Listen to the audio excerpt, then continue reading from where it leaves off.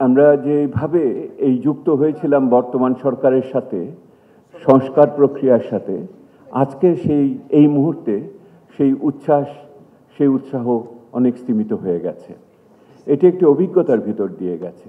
আমরা দেখেছি যে যেই সংস্কার প্রক্রিয়ার কথা আমরা বললাম, সেই সংস্কার প্রক্রিয়ার যে উদ্যোগ সরকারের পক্ষ থেকে নিল, তার ভিতরে যে সমস্ত কমিটি হলো, যে সমস্ত কমিশন হলো, তার ভিতরে প্রান্তিক জনগোষ্ঠী, সংখ্যালঘু জনগণ এবং বিভিন্ন অসুবিধাগ্রস্ত মানুষের প্রতিনিধিত্ব যথোপযুক্তভাবে ছিল না।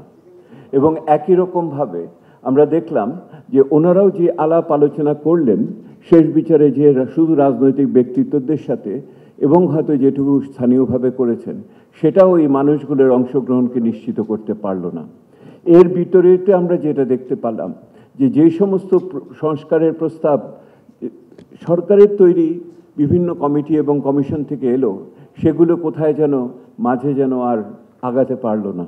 এটা কি তাদের আকাঙ্ক্ষার অভাব? এটা কি তাদের যৌথতার অভাব? এটা কি তাদের সক্ষমতার অভাব?